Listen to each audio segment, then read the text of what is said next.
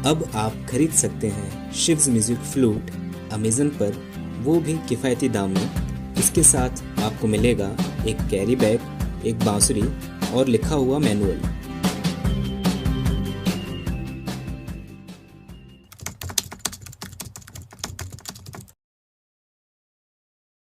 नमस्कार दोस्तों, ये है लेसन नंबर 5 जिसमें हम सीखेंगे ऑक्टेव्स के बारे में। और इस लेसन का नाम है बेगम एंड बादशाह। तो वो क्या है, क्या चीज है, वो आपको समझ में आएगा। और ये बिगिनर टू एडवांस सीरीज है बांसुरी पर। तो मैंने आपको प्रॉमिस किया था कि मैं आपको बिगिनर से एडवांस लेवल तक पहुंचाने की कोशिश करूंगा, लेकिन आपको प्रॉमिस वो करना है कि एक तो आपको सारे वीडियोस, जो सारे लेसन हैं वो लास्ट तक देखने हैं, और जो मैं होमवर्क दूं लास्ट में वो आपको अगले लेसन आने तक पूरा करना है। अभी अगर आपने टेलीग्राम ग्रुप ज्वाइन नहीं किया है, वहां पर आपको लिखा हुआ मटेरियल फ्री में मिलेगा, तो वो आप ज्वाइन कीजिए। ये बांसुरी है सी नेचुरल प्रोफेशनल, मेरी ही कंपनी की है, शिव्स म्यूजिकल्स। तो इसको आप डिस्क्रिप्शन में से ले सकते हैं। तो आइए हम शुरू करते हैं।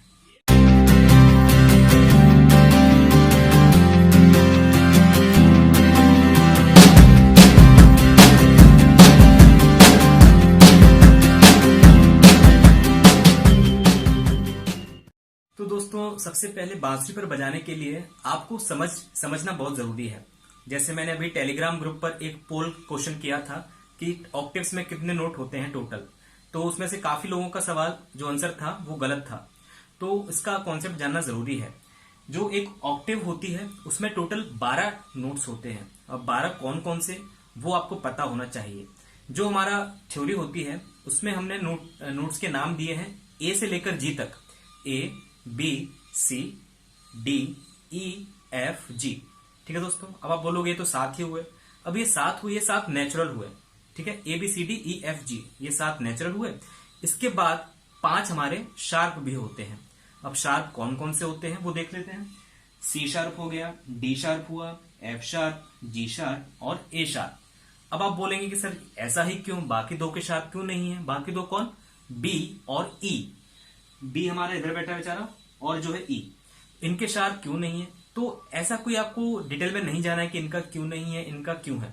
ये सिर्फ नोमेनक्लेचर है, नामांकरण है, कि जैसे आपका नाम राहुल है, रमेश है, तो ऐसे ही इनके नाम रखे गए हैं 12 तरह के अलग अलग दिखाने के लिए। ठीक है दोस्तों, हिंदी में हम इनको बोलते हैं सारे गामा पध नि सा। अब हिंदी में जो हम सारे गामा बोलते हैं तो उसका जो सा होता है वो फिक्स नहीं होता। कई लोग सी को ही सा मानते हैं। सा सिर्फ वो होता है जो हमारी पहली नोट होती है। अब वो पहली नोट सी से भी शुरू हो सकती है, सी शार्प से भी हो सकती है, जी से भी हो सकती है, कहीं से भी शुरू हो सकती है। जैसा कि आपने देखा होगा कि अलग अलग स्केल की बांसुरी होती हैं, जो सिंगर्स होते हैं उनकी अलग अलग स्केल होती है, तो उसका मतलब सिर्फ वही है।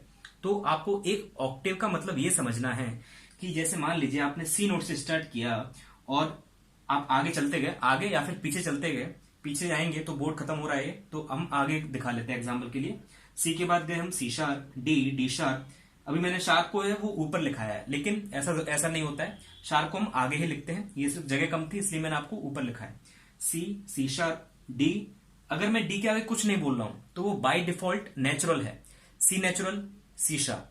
नेचुरल मतलब कि उसका एक प्लेस फिक्स कर दिया। शार्प मतलब कि थोड़ा सा नुकीला, मतलब कि उसके बाद। हिंदी में हम बोलते हैं तीव्र। ठीक है दोस्तों, लेकिन यहां पर शार्प का मतलब तीव्र नहीं है। सिर्फ समझाने के लिए मैं आपको बोल रहा हूं कि तीव्र का मतलब एक आगे की तरफ, कोमल का मतलब सॉफ्ट होता है, सॉफ्ट मतलब पीछे की तरफ। ठीक है दोस्तों, तो ऐसे ही जैसे मान लीजिए हम हिंदी में बोलते हैं सा, फिर रे कोमल, फिर रे शुद्ध। तो रे शुद्ध से पहले कोमल आया, तो ये हल्का सा मतलब याद रखने के लिए वो टेक्निक है। फिर डी शार्प हुआ, E F sharp, G sharp, A sharp, B. अब देखिए सी से हमने स्टार्ट किया, बी नोट हो गया। अब सी से ही क्यों स्टार्ट किया मैंने? सिर्फ एग्जाम्पल के लिए। अभी मैंने जो सर्कल किया है, जो बादशाह माना है, बादशाह का मतलब ये है जहां से हम स्टार्ट कर रहे हैं, और बाकी के नोट इसमें हुए बेगम, बादशाह और बेगम। ठीक है दोस्तों, तो अब बादशाह आप किसी को भी बना सकते हैं, इसमें जेंडर डिस्क्रिमिनेशन नहीं होगा। मान लीजिए आप डी शार्प को बनाते हैं, तो हमारी जो स्केल है, हमारी जो सरगम है, वो डी शार्प से शुरू हो जाएगी। जो हमने सी नोट को माना था वो अब डी शार्प हो जाएगा। उसी तरीके से ए शार्प, जी शार्प। 12 में से कोई सा भी आप चूज कर सकते हैं जो आपको पसंद हो, या फिर जो भी बांसुरी आपके पास हो। अभी मैं आपको उदाहरण के तौर पर, और जो वीडियो है वो सी नेचुरल स्केल पर बता रहा हूं। आपके पास और भी स्किल की फ्लूट होगी या फिर जो भी स्किल की फ्लूट है, तो उस पर आप प्रैक्टिस कीजिए और उसके अकॉर्डिंग सा मानिए।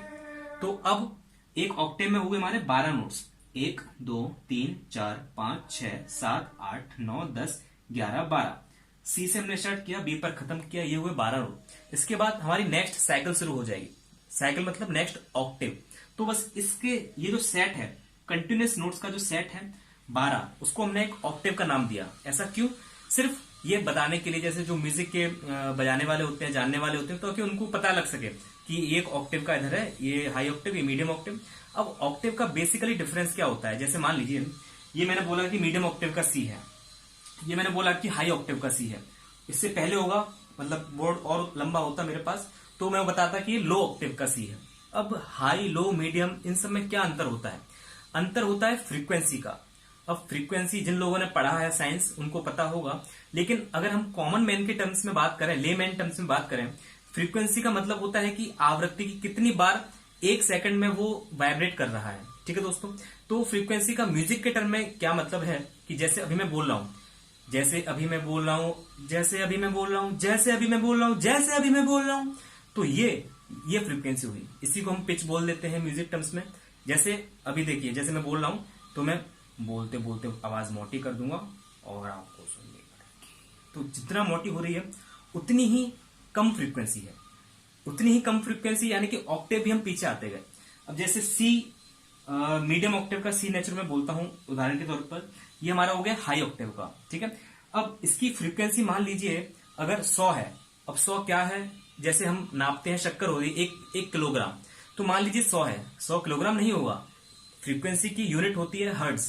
ठीक है दोस्तों, तो मान लीजिए अगर इसकी फ्रीक्वेंसी है 100 हर्ट्ज, 100 हर्ट्ज, तो इसकी फ्रीक्वेंसी होगी, यानी कि ये हाई ऑक्टेव वाली फ्रीक्वेंसी होगी 200 हर्ट्ज, एग्जैक्ट 200 हर्ट्ज। मतलब कि, और अगर इसके में पीछे जाता, मतलब कि लो ऑक्टेव में होता, उस सी की फ्रीक्वेंसी होती 50 हर्ट्ज, 50 हर्ट्ज, 50, 100, 200, 400, 800। ठीक है दोस्तों, तो ऐसे फिक्स नहीं होता है कि ये लो है, ये मीडियम है, हाई है, ये 3 ही ऑक्टेव, ऐसा कुछ नहीं है। जैसे मैंने यहाँ पे दिखाया, लो, मीडियम, हाई, हाई के बाद वेरी हाई, और हाई, और हाई, लो, लो, लो। जैसे आपने पियानो देखा होगा, जो ग्रैंड पियानो होता है, उसमें कई सारी ऑक्टेव्स आप देखते हैं, लेकिन जो बांसुरी का केस है, इसमें सिर्फ हम एक ऑक्टेव पूरी बजा सकते हैं, बाकी हम लो ऑक्टेव में थोड़ा बजा सकते हैं और हाई ऑक्टेव में। तो वो मैं आपको बताऊंगा कैसे बजाना है। तो मैं उम्मीद करता हूं कि आप ऑक्टेव का मतलब समझ गए होंगे। अब इसमें जो 7 स्वर है वो नेचुरल है, सी, डी, ई, एफ, जी, ए, बी, ये हमारे 7 हो गए। अब जरूरी नहीं कि सी से ही स्टार्ट करो, आप ए से स्टार्ट कर सकते हो, ए, B, C, D, E, F, G. ठीक है दोस्तों, सी से मैंने इसलिए बताया है क्योंकि जो मैक्सिमम लोग होते हैं वो सी का ही रेफरेंस मानते हैं। जो बांसुरी होती है वो सबसे ज्यादा सी नेचुरल की ही बिजती है, लोगों के पास भी सी नेचुरल होता है, तो इसलिए मैंने एक उदाहरण के तौर पर बादशाह जो है वो सी को माना है। तो आपको यही याद रखना है, जैसे आपका जो सा है वो आपका बादशाह हुआ और बाकी सब बेगम हुई। अब बादशाह आप चेंज भी कर सकते हैं, बेगम को भी चांस मिलना चाहिए। अब यहाँ पर ऐसा नहीं कि डी शार्प को क्यों नहीं माना बादशाह, मान सकते हैं, आपको सिर्फ एक बादशाह मानना है और बाकी बेगम होनी चाहिए। ठीक है दोस्तों, तो अब आइए हम बजा के देखते हैं बांसुरी पर। अब जैसे सी नेचुरल स्केल है, अब इसको 3 होल्स क्लोज करते हैं तो उसको हम सा बोलते हैं। अब नोट कौन सी निकल के आएगी वो फ्लूट पर डिपेंड करेगा कि फ्लूट की स्केल कौन सी है। ये फ्लूट की स्केल है सी नेचुरल, तो जब मैं 3 होल क्लोज करूंगा तो वो साउंड निकल के आएगा, वो होगा सी नेचुरल की फ्रीक्वेंसी का।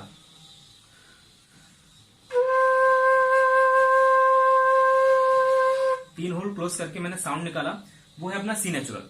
अब एक मैं ऑक्टेव बजा लेता हूं पूरी, मतलब कि जो मीडियम ऑक्टेव की फ्लूट है, अगर बेस होती तो और बड़ी होती, तो बेस फ्लूट्स भी आती हैं, तो वही हम उसकी बात नहीं कर रहे, उसमें लो ऑक्टेव में बजता है। अब ये है मीडियम ऑक्टेव, तो मीडियम ऑक्टेव का सी हुआ, फिर मीडियम ऑक्टेव का सी के बाद आएगा अपना डी। अब ये बाकी नोट कैसे बजाना है, सी शार्प, डी शार्प, वो मैं आने वाले लेसन में बताऊंगा आपको, उसका आपको वेट करना पड़ेगा। तो ये हमारा सा हुआ, फिर ये रे, ये ग शुद्ध, अभी शुद्ध सारे हम शुद्ध ले रहे हैं, फिर ये म, ये प, ध, नी, सा। अब मैं इस टर्म्स में बात करूं, सी, डी, ई, फिर आएगा अपना एफ, फिर जी, ए, बी, सी, सी, डी, ई, एफ, जी, ए, बी, सी। ठीक है दोस्तों, अब सरगम के फॉर्म से बता लेते हैं। अब ये हमने एक बजा ली मीडियम ऑक्टेव, अब बात आती है कि लो ऑक्टेव कैसे बजाएं और कितना आप उसमें बजा सकते हैं। तो जैसे मैंने लेसन नंबर 4 में आपको बताया था कि एक नोट से आपको दो तरह के साउंड कैसे निकालना है, एक होल से। ठीक है दोस्तों, तो ये हमारा सा हुआ। अब लो ऑक्टेव में जाइए, सा नी धा पा। तो लो ऑक्टेव में हम एक बांसुरी पर पा नोट तक जा सकते हैं। ठीक है दोस्तों, अब ऐसे ही हाई में जाते हैं। यहां से हमारी शुरू हुई हाई ऑक्टेव।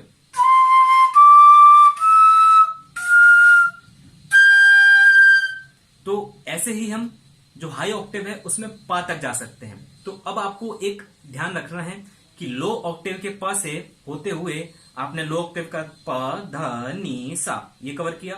फिर सा से हमारी मीडियम ऑक्टेव शुरू हुई, सा रे गा मा प ध नी। फिर हाई ऑक्टेव में सा रे गा मा पा। ठीक है दोस्तों, तो कुल मिलाकर आप इतने स्वर बजा सकते हैं एक बांसुरी पर। अब मान लीजिए आपने सारे होल्स क्लोज करके सा माना।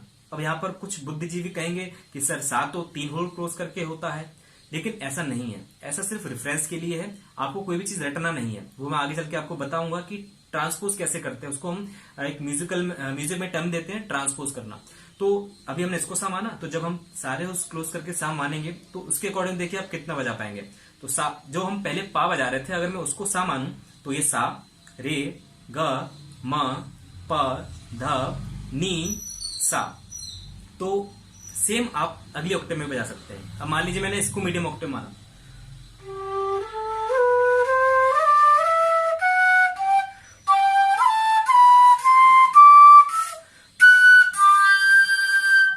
ठीक है दोस्तों।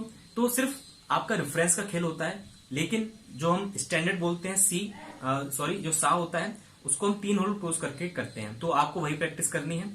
सा हुआ, फिर ये नी ध पा, ये लो ऑक्टेव में हुआ। फिर सा हमारा हाई ऑक्टेव से शुरू करेंगे, फिर सा रे ग म पा। तो अगर आपको प्रॉब्लम होती है तो आप जो आवाज निकल के आ रही है उसको सुनिए। जो हाई ऑक्टेव होगा उसमें बहुत तीखी आवाज होगी, आपके कानों को भी तीखा लगेगा। जो मीडियम ऑक्टेव होगा वो मीडियम का होगा, और जो लो ऑक्टेव होगा उसमें थोड़ा मोटी होती जाएगी आवाज। तो जो बेस फ्लूट होती है उसमें यही फर्क होता है कि उनकी जो आवाज होती है वो मोटी होती है, सॉफ्ट आवाज होती है उनकी। ठीक है दोस्तों, तो यही फर्क होता है ऑक्टेव्स का। मैं उम्मीद करता हूं कि आपको समझ में आ रहा होगा। नहीं आ रहा है तो आप कमेंट करके आप अपना डाउट पूछ सकते हैं, और आप शिव्स म्यूजिकल से कांटेक्ट कर सकते हैं अगर आपको बांसुरी खरीदना है तो। लेकिन अमेजन पर आपको फ्रॉड से सावधान रहना है। आपको हमेशा चेक करना होता है कि सोल्ड बाय शिव्स म्यूजिकल्स है या नहीं, तो वो आप कर सकते हैं। बाकी अगर कोई डाउट है तो आप हमारी टीम से कांटेक्ट कर सकते हैं, डिस्क्रिप्शन में आपको लिंक दिया है।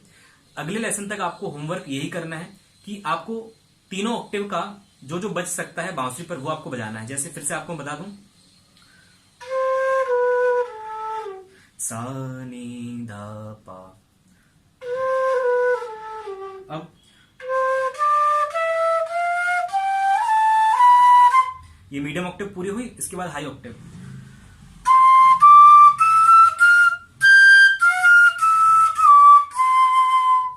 ठीक है दोस्तों, तो इस चीज की आपको प्रैक्टिस करनी है, और आगे हम डिटेल में सीखेंगे आने वाले लेसन्स में सरगम कैसे बजाना है, अलंकार कैसे बजाना है, वो धीरे धीरे स्टेप बाय स्टेप आएगा। तो ये लेसन्स मैं डिटेल में बना रहा हूं ताकि आपको कोई डाउट बाकी ना रह जाए। जो पहले लेसन्स में जो मेरी पहली सीरीज थी उसमें आपके डाउट थे, तो इसमें मैं क्लियर करने की कोशिश कर रहा हूं। तो इस वीडियो में सिर्फ इतना ही, मिलते हैं हम अगली वीडियो में, तब तक के लिए नमस्कार।